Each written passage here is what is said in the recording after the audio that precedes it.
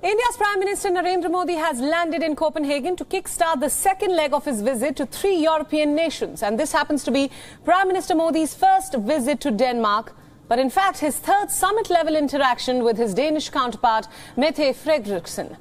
And according to reports, the discussions between both the leaders will primarily focus on bilaterals. Both sides will also discuss the emerging regional and international issues concerning both the countries. Prime Minister Modi and Frederiksen will later interact with the business leaders of both countries under the India-Denmark Business Forum.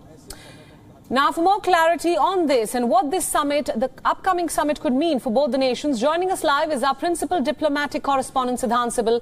He joins us, of course, from Copenhagen, from the heart of the action. Siddhant, you, of course, have been covering the Prime Minister's trip, the 3-nation Europe tour. You were in Berlin earlier, now you're in Copenhagen. Tell us about the warm welcome that is expected ahead. What's on the agenda as the Prime Minister is now visiting Denmark for the first time?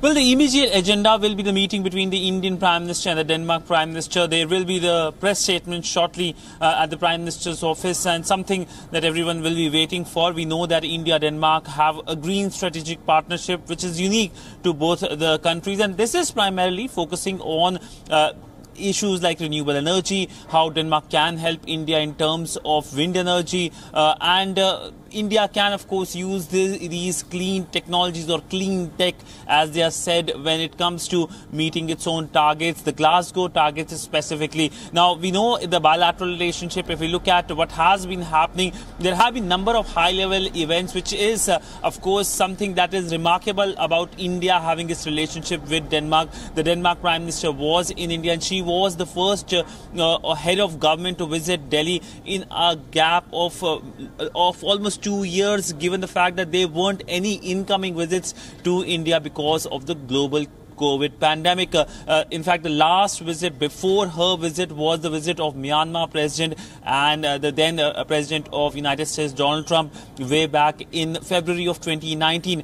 Now, there is other component as well, something we saw in Berlin as well, that is the diaspora component. So the diaspora again has made sure that there is a rousing welcome for the Indian Prime Minister. There is an address also by the Indian Prime Minister to the diaspora as well. So we will see a lot of colour here in Copenhagen, but the big focus for which the Indian Prime Minister is here, and he's spending a substantial portion of Europe visit in Copenhagen, and that is because of the multilateral event that is the second India-Nordic Summit. On the table again, it is renewables, clean tech, climate change, and this is primarily because these countries, the 5 northern European countries, have a lead when it comes to these sectors.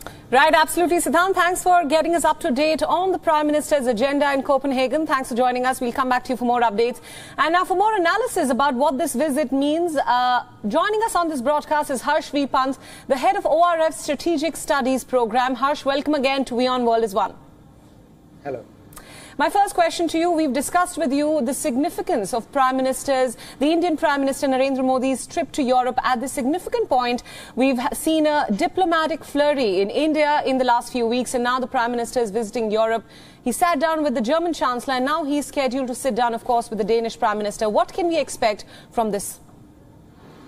I think broadly, in terms of the Prime Minister's visit to Europe, this is, I think, quite remarkable that at a time when many expected India and Europe relations to be on a downward trajectory because of the perceived differences over Ukraine, Europe and India are actually engaging more substantively with each other, with all the flurry of activity that we have seen in recent times, and with Prime Minister now engaged with 3 major European countries in a matter of days. I think this is a remarkable assertion of India on the global stage, articulating a posture that says that, look, India is not defensive about its position on Ukraine. India is expansive about its engagement with Europe, and there are no inhibitions there at all in articulating a position that may be a divergence from Europe on Ukraine, but by and large on the strategic questions of the day, India and Europe are on the same page, and therefore European countries, European leaderships across the board are willing to engage with Prime Minister Modi in a heart-to-heart conversation, something that is not possible with several other countries around the globe. So I think India is in a unique position,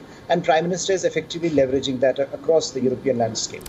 Right, we saw some big announcement coming in, Harsh, yesterday from the meeting between Olaf Scholz and, of course, the Indian Prime Minister. Today, he's scheduled to sit down with the Danish Prime Minister and, more importantly, the India-Nordic Summit. That is something to watch out as well for. Tell us more what we can expect on the agenda over there.